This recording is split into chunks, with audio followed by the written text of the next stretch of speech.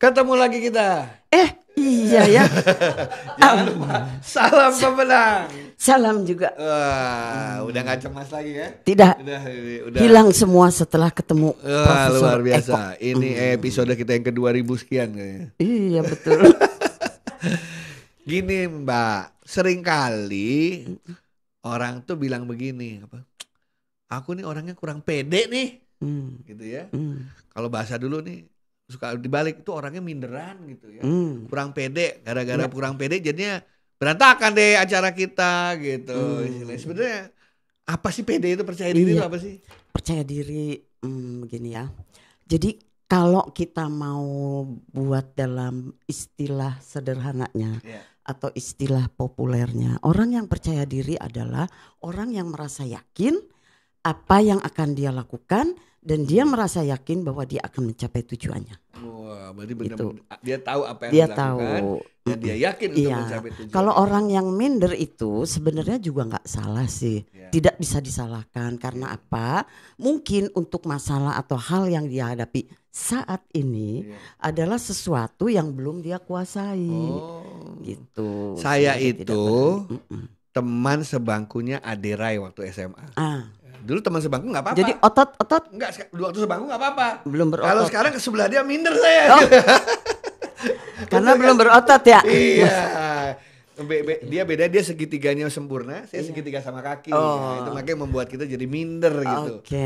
Oh begitu. Dan itu sebenarnya bawaan lahir atau perasaan aja atau gimana itu? Jadi gini ya, kalau kita bicara tentang rasa percaya diri itu sebenarnya di usia awal orang mengenal dunianya, it means golden age, umur 0 sampai 5 tahun. 0 sampai 5, balita. Ya, balita. Orang, individu belajar mengetahui siapa dirinya kan dari lingkungan yang mengasuhnya, gitu loh.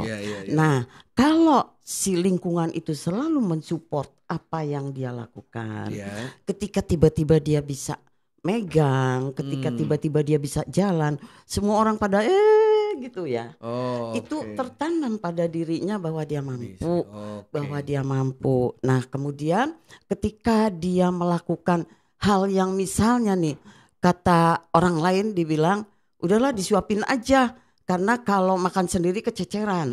Nah, tetapi kalau orang tua yang membiasai ya udah biar kececeran tapi dia belajar bagaimana megang sendok. Nah, itu juga ada. Berarti belajar dari tadi pujian orang lain juga mempengaruhi ya? Ya, pujian yang sifatnya menjurus kepada labeling. Oke. Jadi anak yang biasa ngobrol gitu, mendengarkan omongan orang tua atau apa gitu ya, mendengarkan dalam arti kata ingin mengikuti pembicaraan. Kalau orang tua, kamu pergi jauh-jauh jangan suka ngedengerin gitu. Kalau kata orang Belanda, kleine poetjes grote oren. Itu temannya Vervalens tahu. Iya. Jadi lu masang-masang telinga lebar-lebar gitu loh, padahal belum saatnya. Gitu makanya suruh pergi. Jadi ada labeling-labeling seperti itu yang membuat dia merasa kalau gua belum diberi kesempatan, gua nggak usah maju aja gitu, takutnya dicap. Jadi labeling itu juga sangat-sangat berpengaruh. Nah, ada lagi masalah yang sering saya temui itu dia kelewat percaya diri sehingga sering dipandang orangnya sombong. Nah, betul. Itu kenapa itu? Jadi itu pun juga tidak baik. Jadi sesuatu yang berlebihan itu kan juga Mas Eko, itu nggak baik. Jadi seharusnya ketika dia punya energi yang berlebih, ketika dia punya itu rasa percaya diri yang tinggi, seharusnya dia berpikir bahwa apa yang bisa kusumbangkan untuk lingkunganku. Jadi bukan dia nyalahin lingkungan atau dia ingin nampil sendiri gitu loh. Berarti itu deket juga ya antara percaya diri dengan leadership ya, kepemimpinan. Gimana? Katanya orang yang jadi pemimpin tuh dia harus minimum harus percaya diri, kalau enggak gimana dia mau memimpin yang lain gitu ya. Deket sih, tapi belum tentu juga orang yang percaya diri bisa jadi gini, seorang pemimpin harus punya percaya diri. Tapi orang yang percaya diri punya percaya diri belum tentu dia menjadi pemimpin yang baik. Saya jadi pengen riset nih. Isinya 20 orang nggak percaya diri semua. Kira-kira siapa yang jadi pemimpin? Iya. Nah, yuk bikin yuk barengan gitu kan? Abis kayak acara ini kita. Iya betul. Nanti surveinya sama yang nonton YouTube. Oh iya, nah, betul. Jadi lengkap gitu. Iya. Oke. Nah, pertanyaan berikutnya, apakah percaya diri itu bisa dilatih? Terutama ketika sudah dewasa. Tadi kan dimulai kalau udah dari kecil kan udah tertanam. Tapi kalau mulai dewasa nih? Bisa. Gimana? Bisa. Jadi gini, ketika dia tahu, sebenarnya gini ya, memang awalnya tuh dia harus mendapat masukan dulu.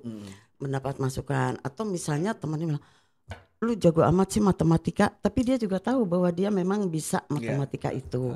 Sehingga dengan pujian-pujian itu juga membuat dirinya semakin mantap, semakin tahu apa yang menjadi potensiku. Dari situlah kita bilang bahwa dia bisa membangun atau mengembangkan kemampuan atau potensinya tersebut. Berarti paling mudah kalau dibangun di lingkungan yang kompatibel dengan hobi dia, dengan kesenangan dia, sehingga dihargai. Betul. Jadi aku bilang juga di situ ya di pembicaraanku sebelumnya bahwa salah satu upaya bagaimana kita meningkatkan rasa percaya diri ya melalui hobi.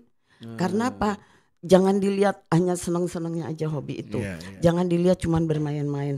Tetapi ketika kita main softball, kita kok jago gitu ya. Setiap kita itu bisa home run, orang tepuk tangan. Jadi gue makin yakin. Makin yakin di situ. Baru situ bisa kemana-mana. Ketika kita mulainya cuma ting tong, tapi kok menjadi lagu ya. Terus orang bilang, lu mainnya kok ternyata bisa itu. Ayo udah les aja, ambil les supaya kamu lebih pintar. Dia semakin tahu bahwa gue punya sense musik.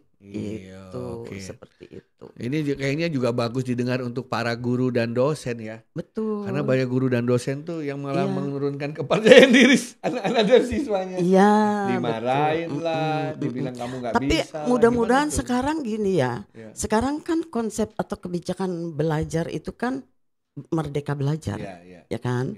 Guru tuh hanya penggerak dan penguat. Jadi saya berharap bahwa kebijakan itu sangat menunjang bagaimana membangun anak bangsa, terutama di era nanti nih 2045 Indonesia emas. Katanya 100 tahun merdeka, orang jangan gitu-gitu aja gitu loh. Jadi dengan kebijakan merdeka belajar ini sebenarnya diarahkan ke situ. Gitu. Oke, teman-teman sekalian, tidak usah khawatir kalau Anda merasa kurang percaya diri. Saya juga pasti kalau masuk ke sebuah environment yang baru, saya pasti minder, belum pernah masuk situ. Orang-orang di sekitar nggak dikenal gitu ya. Tapi kalau berkaca dengan di mana saya sering dipuji orang di bidang saya, dan itu mungkin menjadi modal yang baik gitu ya, bahwa setiap orang punya kelebihan. Setuju banget. Itu sebenarnya yang saya ingin katakan. Nggak ada orang bodoh di dunia ini.